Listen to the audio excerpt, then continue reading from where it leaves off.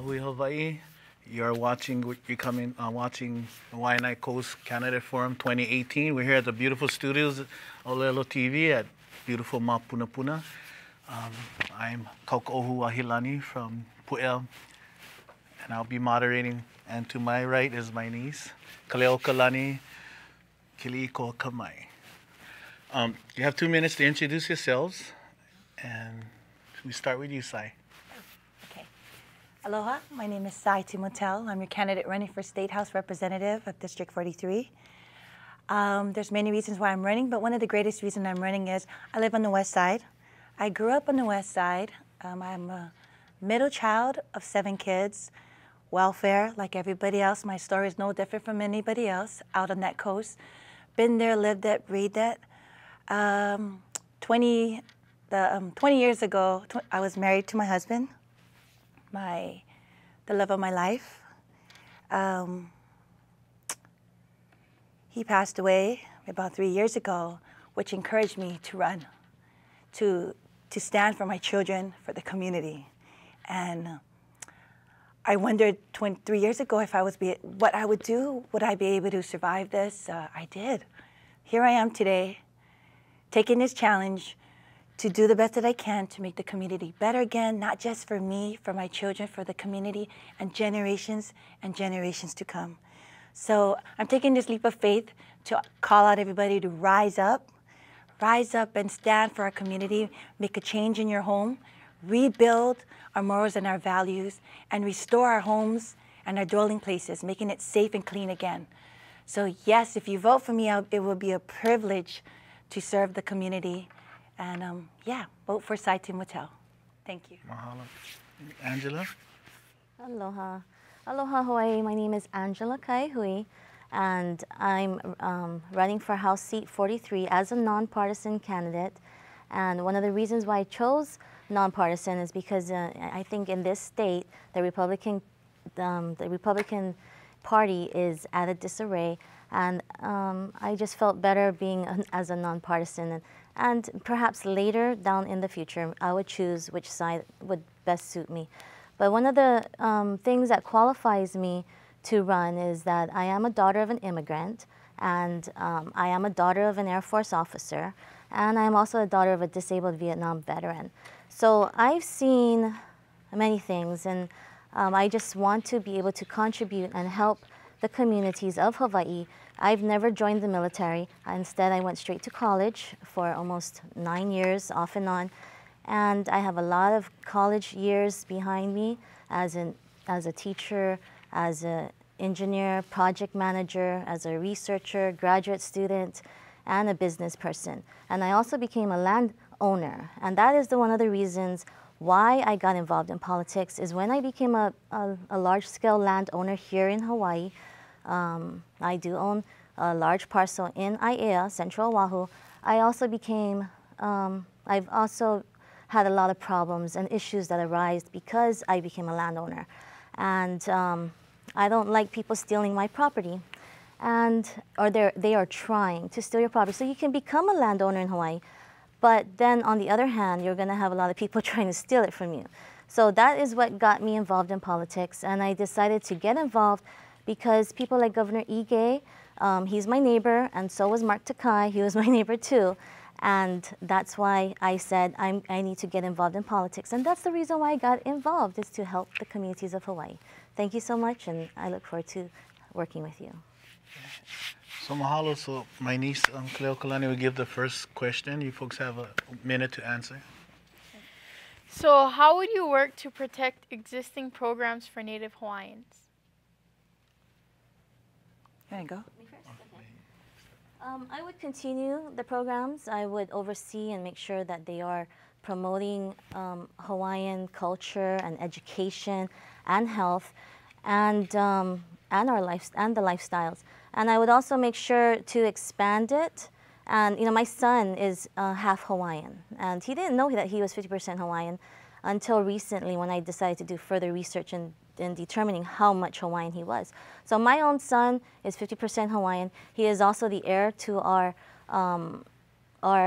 assets. And when I work for my children, I'm also working for the Hawaiians as well. So my son is a very lucky boy because, boy, he's gonna be, he just got into commitment schools. I'm really proud of him, and I want to make sure that he understands the value and what it takes to, to be a responsible landowner. And I hope that he does not have to go through the experiences that I have had to go through.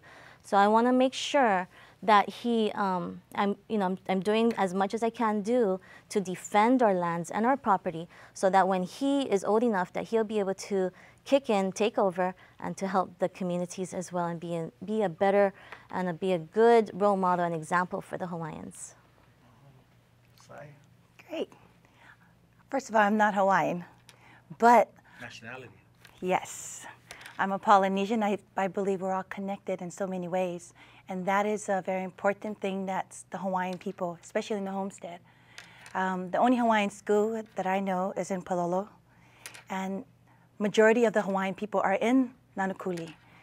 Why we don't have a school in Nanakuli, I don't know, but I would love to jump in and understand more by joining in the A'apua'a or Nanakuli with Uncle Black, and understand more about the culture, about how we can educate these kids.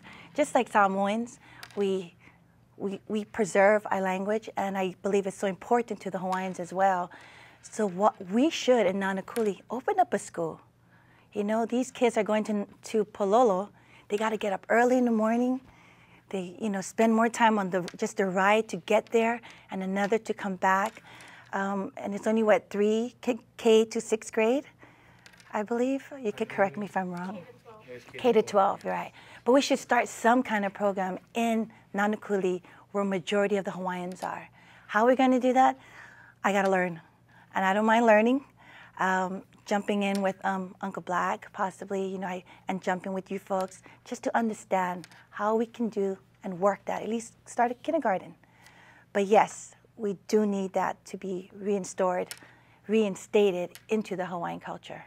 Mahalo, Sai. Thank you. Mahalo, Angela. So my question for you folks would be, given a huge number of homeless or houseless people living in the Moko of Waiʻanae, would you support a community dialogue about what to do to address these issues that include the houseless or the homeless people themselves as participants? Angela? Oh, definitely. I mean, it's really sad to see all these homeless people in our communities, and it's really sad to see how they're being neglected and they're not being provided or taken care of. And just the simple basic needs is all that they mainly need. The basic human needs that we need is water, we need food, and we need shelter and clothing. And these people are barely getting by, but a lot of them don't even have access to water. Or if they do, and when they do find a water source, it gets shut off. Isn't that I find that very disappointing that our government would shut off their water supply that they need, one of their main valuable resources, water, and we shut it off. What I would do is I would find these water sources and let them tap into these water sources and have them use it efficiently and effectively so that they can take care of themselves. Because water, like I said, is the #1 resource that we all need as humans. So with that, then there's food. And food, well, we have a variety of food. We have the high nutritional foods, and then we have the lower nutritional foods. So that's up to them, that's a personal choice for everybody. But as long as they have access to foods, what I've tried to do is I've tried to plant mango trees in our community so that it could flourish, and that people were worried, oh, your mangoes are going to get stolen. I said, that's okay. As long as we have a lot of mangoes, there's going to be a lot of mangoes for everybody, and that's a source of food. That's a source of a product that they can even trade for other sources of food. And then, of course, shelters. So I've brought in some pallets because I was thinking, okay, we're going to make a little shelter here and help out the homeless and outreach to the homeless there. So I would expand that shelter and allow for more housing that is necessary. The minimum that the homeless people need, definitely. Thank you, Angela. Sai? Homelessness or houseless. We're not the only state that is dealing with. It's nationwide, yeah. But it's a tricky one. I've been in the camps, Nanakuli, Waiʻanae camps. My family was homeless. So I believe each case is different for each individual. Some people decide to be there, and how do you help them? I think for the homeless, I've touched every base. I've been in the camp. There was one particular woman that said, I just asked her, do you need help? She said, no, can you buy me dog food? So I think as us, what we need to do is go in and touch each person individually, because each individual person has different needs and wants. Some just want to be there. Some do want a home. And we as a community and representative need to find that individual and see, well, how I can help you, because I can get you a home and connect you to the proper resource. There's so many resources out there. I believe as a representative to run is finding the need and finding the resources and connecting it. That would bridge the gap with our homelessness. You can help those that want to help, but you gotta pray for those that will someday want that help. So it's an individual case. I support helping them 100%. My brother was homeless, houseless. I took him in. You know, we in Hawaii, we take in anybody. But it's a big issue, but what we do need is the state needs to do something about it. Just like you guys, I feel they pushed all the people from the west side, from the east side, back to us, and it becomes our problem on the west side. So the government, the government, the governor, they should be standing in there helping us, finding the best resources for those that want the help. Wow, So that's just my thought on it. Thank you so much. Thank you, Angela. So the question I have is, what are some of your ideas to leverage Fed resources to strengthen education, early childhood support, and programming? Starting with you, Auntie Sai. Good one. Federal help for the resources for the younger education. Oh, that's a good one. It's important. I believe it's out there. There's a lot of nonprofit organizations that can use that funding from the government to help increase the participation into those young child care or Head Starts. My sister-in-law, that's not my forte there, but I can speak on behalf of my sister-in-law that works at HCAP, and she does the children it's called the young children Head Start, and she needs a lot of help. So yes, the federal government should be helping us, and how to find the funding, I gotta go look for it. I'll get back to you. Thank you. Okay, well, how to find the funding, you need good grant writers. So once you get good grant writers to go in and write these grants, you'll get a lot of funding. You need expert grant writers. And all you need is one expert grant writer. And if you got that one expert that is just focused on writing grants, you would have all these grants coming in. So that would be one of the first things I would do, is get an expert grant writer. I'm not an expert grant writer, but I know there are people out there that do that as a profession. And as far as helping the little keikis of the Waiʻanae Coast, well, I think we have these preschools that are set up, and we would need to continue to fund those and expand those. And also I would make sure that the nutrition program is implemented, and that our farm to food, our farm to table, food to table is implemented, and that we continue to expand that. I know in other areas like in Mililani it's occurring. So we do, and I would definitely put that into place for the Waiʻanae Coast, because we don't want to see an increase of obesity in our young kids. We want to teach them from a young age how to properly eat and how to properly take care of themselves, so that they won't have health problems as they get older. And I would also help to educate them as much as possible and inspire them and continue to motivate them. So I think that as if I was elected, I would definitely be focusing on education as one of my main 4 objectives for the community. Mahalo. So my next question, being born and raised in Moku of Waiʻanae, from Nanakuli to Waiʻanae, one of the big issues that we've been constantly battling as a resident, for the last 30 years is what I call tragic, which is traffic. So I know that Andrew Tupola as well as Cedric, Cedric Gates and Joe Jordan. Even before that, they had implemented, legislation to help out, with the so-called tragic or traffic problem that we still are occurring in Waiʻanae. So my question to you, Sai, as well as Angela, what would be some of your ideas to help, the legislation that has been passed so far? Good one. I sit in that traffic every day too. I don't like it. One thing I want to know is we have all those emergency access roads. Why aren't they open? Those are access roads that we could use. In the event that there's an emergency, nobody knows how to use it when it's an emergency. We should do like drills before we open those things to understand, have it regular traffic flow. When we had that emergency where the traffic was, we had to open the back gate, people didn't know the back gate was open. People didn't know where to go. So to help alleviate some of our traffic, open the roads that's already existed to us. I live on Pa'akea Road, open that road. That would help alleviate some of the traffic. The parallel road, I believe, is no good. It's the road leading to nowhere. It just takes us, we're deadlocked grid in the valley.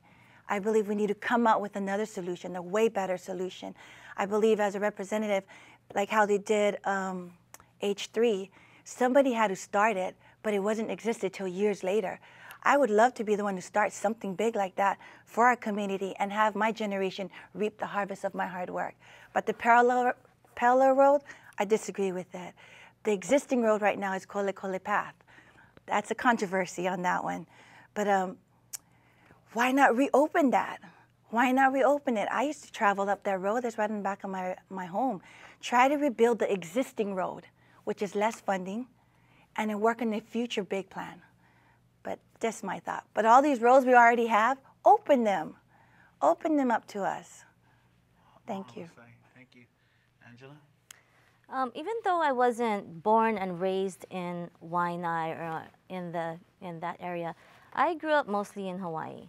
And I've been living here for a very long time, since I was a little baby. I came here when my father got stationed at Schofield as an Army soldier. And I lived here. I lived all around Oahu, and I also lived on the Big Island as well too, where I went to University of Hawaii at Hilo, and I lived there for about 4 years. As far as the traffic is concerned, let me also say that I've traveled all around the world too, places like the Caribbean. I've traveled to Asia. I've traveled to New York. I've rode the subway. I've been stuck in heavy, heavy, heavy traffic, in places far more dense than the Waiʻanae coast. And there are two things that I've seen through my travels. And those are two things that I keep to myself. Unless I'm elected, then I'll be more than happy to share. But until then, I as a business person, we don't, give away all our secrets, because if I'm not elected, I wouldn't want somebody else to steal my ideas and try to implement it, and then it be a failure. So that's why, once I'm elected, I'll be more than happy to share my knowledge and my experiences.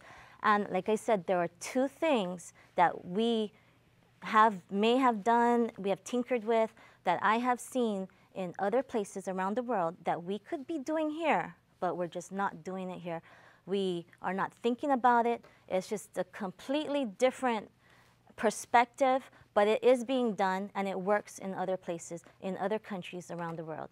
And that will take a mind-changing, a lifestyle-changing event for us. It will take an adjustment, but we'll be able to do it. We can do it, and we need to do it for our communities, for our future, and for our children of Hawaii.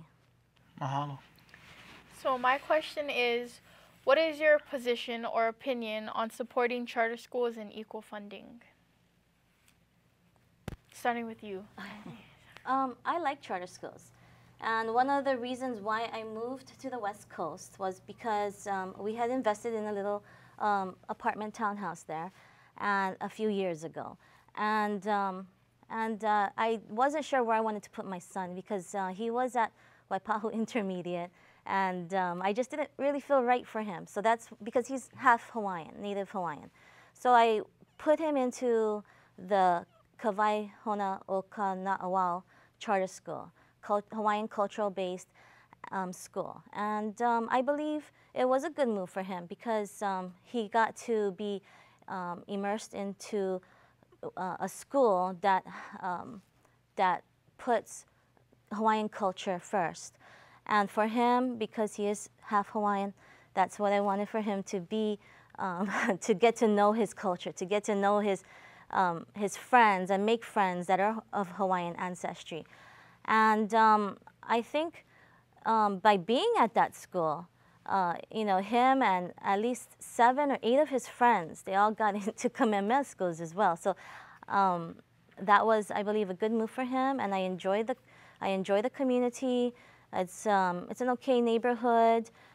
It's right by the beach, and you know, I like my place. It's off the highway. It's not on the highway. It's off the highway. There's no power lines, and it's big, huge townhouse with a front yard and the backyard. And I plant my taro in the front yard. I plant my taro in the backyard, and it's, you know, where I was living before in Waipahu, we didn't have a front yard or a backyard. So in Nanakuli, I'm able to have a front yard and a backyard, and I really enjoy it. Yes, thank you. Charter school. We got 2 out in our district, in Waiʻanae Coast. I did a research on that, and I think it's very important. It's not fair. The charter school has about $7,000 per person, per people.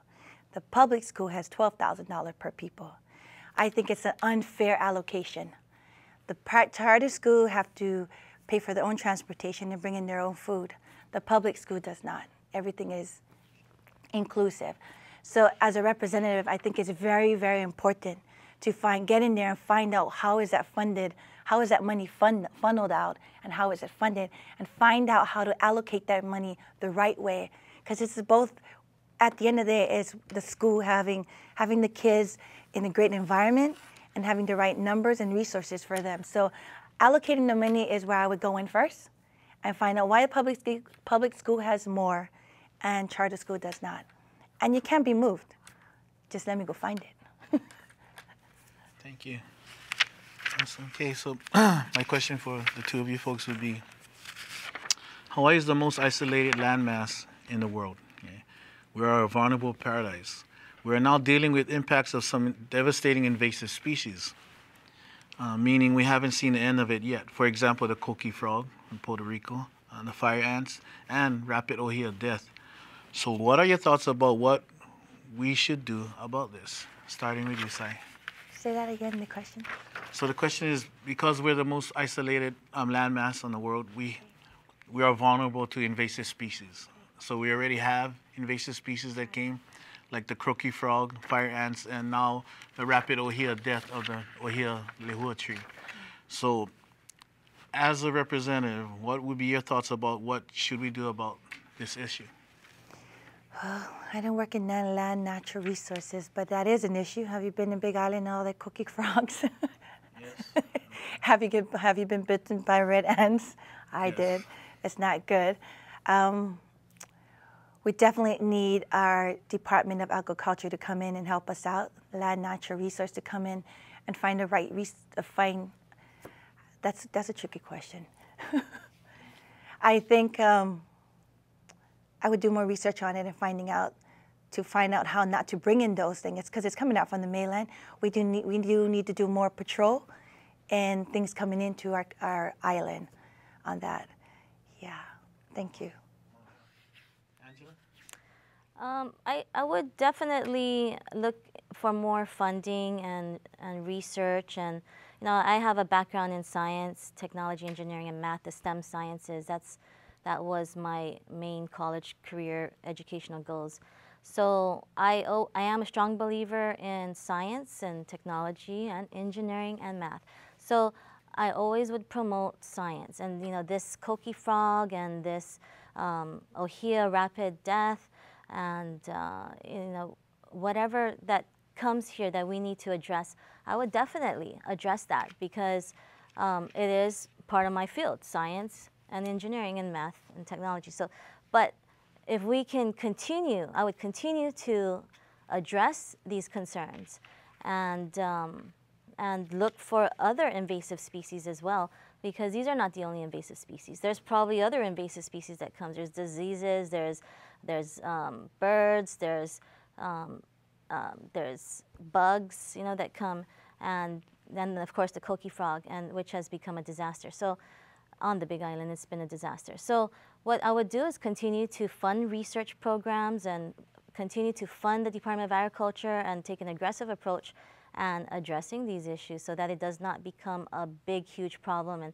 And we learn when we continue to study science, and we then, as we study science and we address these issues, we then become more smarter as a community, as a state. We become more advanced as we study science, and we can take on other problems and other issues that needs to be addressed. So definitely, I would not scale back these fundings. I would continue to fund these and continue to look into and study these invasive species and address it. Yeah. Mahalo. So my next question is, what are the top 3 state issues and how would you address them? Starting with you, Auntie. Well, I had 4 in mind. One of them is the traffic in Waiʻanae. The other one is the homeless, education, and our health, Native Hawaiian health.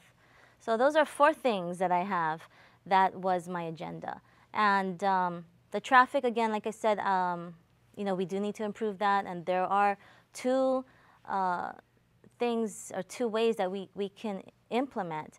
It would take some effort, but we can do it. It doesn't cost a whole lot of money, but I've seen it done in other countries and in other parts of the world. We can do that here too, and it would benefit all of us. It would benefit the drivers, it would benefit the people riding the cars, we would, you know, it would benefit everybody. But again, I would love to tell you and go into detail every little step of how I would do things, but then that would degrade my education and my experiences unless I am elected. Then of course I'd be willing to share everything with everybody of how I would address these issues. The other one, like I said, is homeless. We need to take care of our homeless. Our homeless are our friends. I have friends that are homeless, and I help them. I help them in ways I can. I know what their problem is. And some of them, the key thing here with homeless people, they don't want a house. And do we really want to give every homeless person a house? No, we don't, okay? So these homeless people don't want a house. They just want water, like I said. They want food, and they want maybe a place to park their things, okay? The other thing is the education. I want to improve our educational system here. I want to inspire people to be all that you can be. You know, if you want to be a doctor, please do be a doctor, a medical doctor. I continuously put that into my son. You're going to be a doctor. You are going to be a doctor, and you better be a doctor. There's nothing about that. I help him with his math, and I tutor him. And then the last thing is our Native Hawaiian health. I want to be able to help you guys with your health. And these are things that even doctors don't even share with you that will improve your health. Thank you. It's good. There's 3 things. Let's start with number 1, traffic. Traffic is everywhere on this whole island. What would I do to help with traffic? 1, we were discussing earlier, let's talk about where we live in our district, is open up the roads. At least open it, try to make those roads available on like a drill. We can make it open once a week. Traffic is, try to change hours of operation when you go to work. Try to see if other businesses can change their time frame. Change the schooling possible. You know, the high schoolers, they're in school training football. They don't get out till 9, 10 o'clock. Try to have the high schoolers start a little bit later. Maybe that would help alleviate our traffic. That's another option. So that's number 1. The second one would be homelessness. Again, statewide, nationwide, that is our issue. Homelessness on our side is touching each individual one by one, figuring what the need of that individual, find where they want to be, and just help one person at a time. And thirdly is school. Schools is so important. I know it's so important. I live out in Waiʻanae, but I had the opportunity to bless my children to go out of Waiʻanae to go to a private school, but that's through all hard work. But school is important. How do we keep our good teachers in our coast? When I did a little study, I found that a lot of our great teachers live in our coast, but they go out. They get paid more outside of our coast. Try to keep those teachers within our coast. And our schools need to be upgraded, and that's the truth. How I can do that is try to meet with each principal on our coast and see what their need is, and find their needs and collaborate with them and how I can help them to be better and help the students as well. Yeah.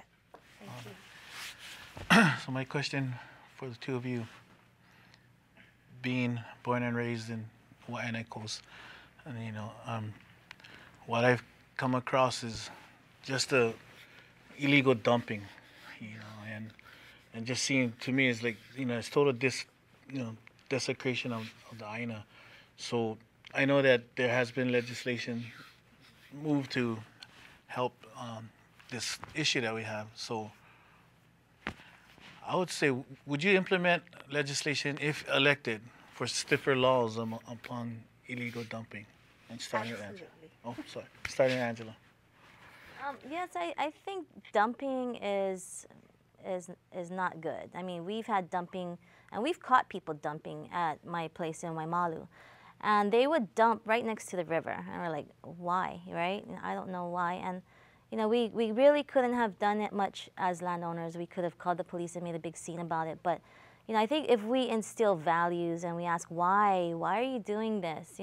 Why are you dumping your cars on the street, on the side of the street here for the city to take care of? And maybe that's what it takes. Maybe it takes the city, and maybe it takes more funding for the city to get involved. And, if they see cars that are being dumped and abandoned on the side, then quickly remove it, or find and do surveillance, and then find who's doing it. If it's a tow truck company or something that's dumping cars on the side of the streets, then catch them and make them pay a penalty. But maybe it's because the tow truck companies, maybe they don't have a place to put the abandoned cars as well. So as far as dumping, it's not a good sight for any community to have to deal with. So the best thing to do would be to maybe to get more funding available from the city, to do more pickup, more garbage pickup and removal, and put them in the right places. And I think that would be the best way to resolve the illegal dumping issues. Thank you. Hello, Sai. Oh, you know that. I hate trash. Hate is a hard word, but I hate trash. Well, I had the opportunity to be mentored by Andrea Tupola, and that everybody knows she's known as the lady that does a lot pick up trash. So with that being said, she's taught me how to do it. So we have just done a major cleanup on Lulele Road, where we hauled out 400 tires, 17 vehicles, 3 semi-truckload of trash, and 1 bin of metal. You know how frustrating that is? I think we have to have stricter laws. We have to, as a community, stand up and rise up. I believe that's dear to my heart, because when you in that grind picking up that trash for people that illegally dump, we got to do something. And how we're going to do it? The people need to rise up. We need the community to rise up, take their stand, and turn in these people. We should have reward. You find someone that's dumping, you take a picture, you turn them in, get a reward. They should have rewards for that, because if you come right next to me and you work with me on these things that we've done, you'll be frustrated as well. And it all comes down to people don't have pride. We need to reinstill back our pride. When I'm running on this, it's time to rise up. Community need to rise up. It's time to rebuild our morals and our values. It starts from home. We got to get our children to understand how important that is. It's time to rebuild our streets. It's time for our community to take back the safetyness and the cleanliness. I think once we take care of that, we'll take pride in our community. And yeah, I'm dear to that. We should have reward for people that dump it. Take a picture, turn them in. But the community got to do it. The people got to help us with it. So I encourage you who's watching this, because I'm picking up trash next week Saturday, turn in those people and help us out. Come out, make it aware that this is wrong. So yeah, join us. Thank you. Mahalo. So you both had a lot of good mana'o, but if you don't get elected, all of the things you said you will do, are you still going to do it? Absolutely. I do it today and I'm not elected. So I'll continue to do it because it's not just for me, it's my children and generation to come. My purpose is different doing this. It's not about the money, it's not about the glory, it's about doing the right thing and setting an example for the future. So yeah, I'll continue to do it. And why I will do it? Because it makes my heart feel well. So I'll continue to do it till the day I die. Angela? I can only set an example for myself and for my family, but if I'm not elected, to be able to implement these plans of actions is almost impossible for people who don't have the authority to do this. So truthfully, I would probably not be able to put into action any of the ideas that I've had, even as far as the homeless. You know, if I say I want water here, I won't be able to do that if I'm not elected, because I don't have the authority to do it. That's the truth. If I am elected, then I can say, yeah, I want water here for the homeless people here. Let's help the homeless people here by giving them a water. Let's put out a food bank over here for the homeless people. For the traffic, you know, again, the conceptual ideas that I want to implement. Again, if I don't have the authority or if I'm not elected, I won't be able to pursue that avenue. I won't be able to make a change. I mean, like I said, I can do small little things, but I'm just a small little voice. If I become elected, then I have a bigger voice, and then people take you seriously, and then I can implement action and take action. Thank you. So I have a question for both of you folks. Overdevelopment. The people in Waiʻanae, to my understanding, has been very adamant against overdevelopment in Waiʻanae. And part of the reason is the tragic traffic. So if elected, would you implement legislation to stop big development from coming into the Waiʻanae coast? Starting with you, Sai. The truth of the matter is we are multiplying. We continue to multiply. Our families are growing. So what works now will not work 10 years from now, because our children's children, we're growing, we're developing. As much as I don't want development, we still have to build them because our families are growing. What I think we need to do is, as if I become elected, these developers should be pouring in money to help us with the traffic, to help us in areas that is overpopulated. How can you're going to build here? What are you going to do for us? Are you going to give into the schools? Help fix our road. You're driving up and down our road. As developers, you are responsible, just as responsible on using these roads that we use daily. They should be into the planning and funding our roads. They should be. I mean, as much as I don't want us to grow, we are growing. The people are growing. So as much as the house, we're growing, we got to put people in homes. But yeah, the developers should be the ones to help us with all the funding around us. Schools, traffic, and homelessness. Thank you. Angela? As far as development goes, yes, there's always going to be development. With the increase of population, we need to develop. We need to accommodate to the growth of our Hawaii. I've traveled around the world to see far more dense populations, and I know what is coming. I can see what is coming and what we need to do to embrace change. And we do need to build more housing, but the kind of housing that we need to build is not luxury homes with land or farm. I believe we need to build upwards. If we build upwards, then we can save our land space. And because, like, we don't have that much land here in the Waiʻanae coast anymore. So if we build upwards, you'll have more housing. And I know people don't want to see skyscrapers. It doesn't have to be skyscrapers, just apartment buildings. So I believe that is the correct way to go, is to build apartment buildings and to localize people in the area so that they don't have to drive far. Their babysitting is right there. Their food is right there. So yeah, thank you. Okay. So right now we have a little under 5 minutes, so I'm going to ask, you folks have 2 minutes left. Yeah, 1 minute for your close up, and just one quick question on, shucks, I forgot, I'm sorry. So why don't we just start with, since we have 3 minutes left, Neil? 4 minutes, so you can take a minute and a half to give up your closing. Absolutely. So starting with you, Sai. Thank you for the opportunity to be here. Thank you for those that are watching. Again, thank you again to our great Father above. When I get elected, I would like to see change in our community where I believe in helping in each individual, building each person up. And once an individual know how their worth, they start to do better. And it changes everything around them. So what I'm leaving you with is 3 things, what I'm running on and God has put in my heart, is it's time for our community to rise up. We need to rise up, take a stand for our home and our community. It's time to rebuild our homes, rebuild our homes and our morals and our values, restore our morals and our values, rebuild the pride within our community where we don't have trash anymore, cleanliness, and bring that back into a community. And if I get elected, I can tell you one thing I can promise you is I love serving people. I love seeing people happy. And making our community beautiful, I think, will be a great start in our community and getting people involved in it.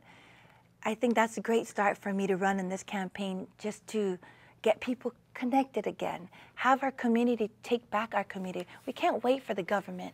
We got to do it ourselves. But we need every one of you to stand up and do it and voice your opinion and come with solutions that will help us out. Don't just come and complain. Come with solutions that can help us out. So I'll leave you with that. And let me know. I can help you find solutions as well.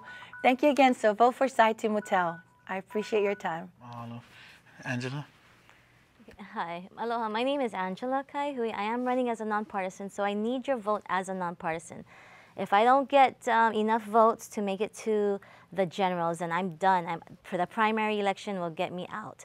But I need at least 10% of the votes to move forward to the generals. And unlike my opponents, who are the only candidate for that party. And as a nonpartisan, I have an uphill battle to fight because I need about 550 votes, 10% of all the voters in the Waiʻanae district in order for me to advance into the general. And, again, I have traveled around the world to see the lives of different places. I've lived abroad, and I would like to see these little things that I take their ideas and bring them here and implement them that would make our lives a lot better, that would improve the way it would improve our infrastructure, it would improve our education, our Native Hawaiian health, it would improve everything. So I will not be able to implement these if I am not elected. And I would love to share with you how I would improve the traffic, but then again, I would need your vote. So I would need your vote first to be elected, and then I would love to share with you all my ideas and how I will do things in detail. So come this August 11th, please vote for me, Angela Kaihui. I want to serve you just like my parents, they served their countries. I too want to serve my community just as much as they did. Thank you, Hawaii. All right, so we've come to the close of this segment of the 2018 Waiʻanae Coast Candidate Forum. And in front of you in the cameras, we have Sai Timote as well as Angela Kaihui, who are running for State Representative District 43. So we want to give a big mahalo nui loa for you folks taking your time out from your busy schedules being here. And also want to say a big mahalo to Ōlelo Studios as well, and the Makau Civic Club, Lulu'ole Civic Club, and all the volunteers here that has put this together. And a big nui ke aloha to my good friend Kapua Kili'ikoa Kamai, who is the main organizer of this event, and it's been going on from 2012. So with that being said, mahalo nui, have a beautiful evening and good luck in your campaigning, and we'll see you when we see you. So with that being said, aloha.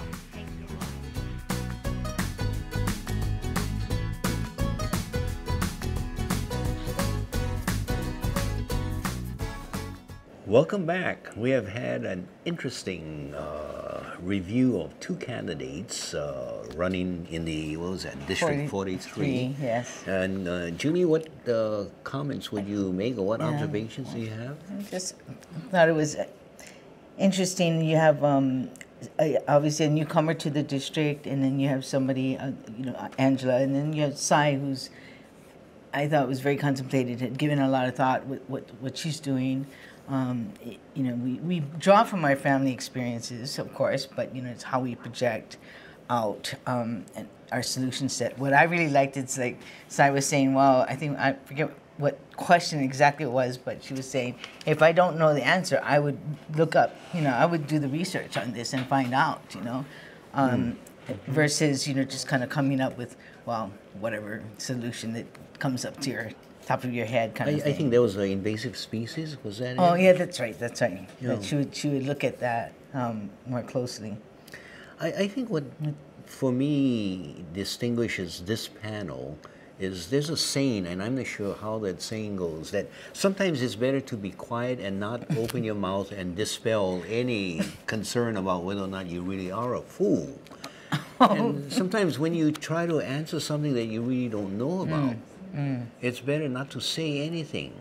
Or once having said something, to be quiet and not repeat yourself. But I think that is a sign of a more experienced person who speaks, not necessarily politicians, but many others, rather than just trying to fill up the time with a repetition or just mumbling and thinking that you're getting away with it. So I think some of these lessons could be learned not only by these candidates, but by many other candidates. Inability to learn when to be quiet. Sometimes it speaks louder. Well, yes, because that means you're listening, and that's an important trait to me of a representative. You have to be able to listen. It's not so much your story; it's so much as what you're hearing from others. So that, to me, distinguished or came to mind as I listened to these candidates. And one other thing that really distinguished between the two candidates was the question of what do you intend to do with regards to the traffic. Yes. And I thought that Timoteo was her answer was very good because she could talk about the different streets. She named the different streets. She talked about Kolikoli Pass. She talked about opening up the access roads and let them use the access roads or the emergency roads so that you would be familiar with it. So she was very specific. Very specific. And on that one, I found that Kaihui was very evasive, saying that essentially, I'm not going to let out the secret of how to solve all the traffic problems. I mean, unless quite frankly, get elected. I've never heard of something like that, right? I mean, in terms of, you're running for office and you're trying to, advocate an agenda or some solutions, give people an idea of what you're thinking about. So I found that very surprising. Like, how are we to understand what she can contribute if it's not going to share? I just thought that was unprecedented. So that's an example of when you might want to just be quiet rather than trying to say something. So that was interesting. Yeah. Any other things that you found distinguishing them? I just liked. So I've lived in Waiʻanae Coast all my life, and lived in Anakuli as well. And it's hot. There's traffic. But we love this place because of the you have to live there to understand that the beauty of Waiʻanae and appreciate the community, and I love living there. And I just feel like I get that feeling from Timoteo, like she gets that, like she's been living there, and because Angela is such a newcomer to the coast, I don't know, whether she can appreciate. How we see our community. Yeah. It's a little bit different when, I think the circumstances are different where, she's even saying she's a landowner versus, Timoteo saying, hey, I have 7 siblings, we've been homeless before.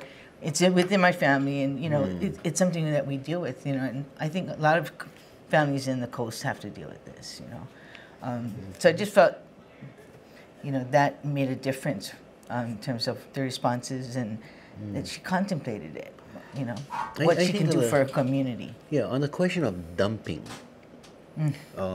Timoteo was quite specific about, one, the activities that she would engage in, about how she would assist in going up and trying to clean up, and then coming out with very specific advocacy about, if you folks see dumping going on, take their picture, get involved, put a stop to it, sick and tired of it, etc., etc. Right. While Kaihui was talking about, it's something wrong with the individual's personality or the character, and you shouldn't be dumping because it's not right. And she takes now a more lecturing role on what an appropriate person should do. Of course, we understand that. But it wasn't very specific, or it didn't give me the kind of details. So I found that to be distinguishing characteristics between the two. True. Yeah. One had specific solutions that could actually turn into legislation or programs, and the other was very vague. We've got another panel coming up. Yes. But that's another district. That's right. I'm sorry. Yeah, there will be in a different district. But I found also distinguishing between these two candidates was one of the last questions. If not elected, what will you do how would that change how you operate, what you do? Right. And again, the two answers were very divergent with one another. Yes. Timoteo says what? Yeah, this is how I am. This is what I am. It's going to continue. And Ms. Kaihui? Yeah, well, she's... If you don't elect me, there's nothing I can do. I'm not going to do the things. I won't be empowered to bring you the solutions, yes. Yeah, empowerment. So you have to empower me, and then you can see the secrets that I have with regards to how to solve traffic and the rest. Yes. I found... Go ahead. No.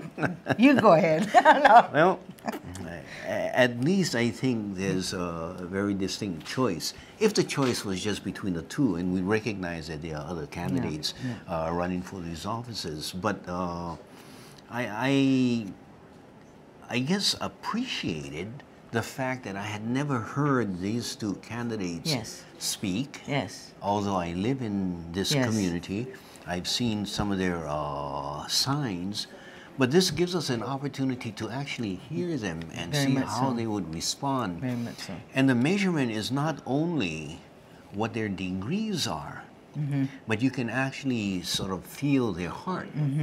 And for me, I would judge more by heart than by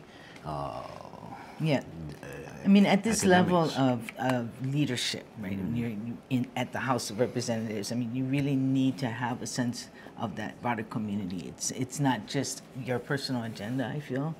Our community is too big, too important. These issues have to be dealt with, and we need to have this kind of representative that has a community outlook.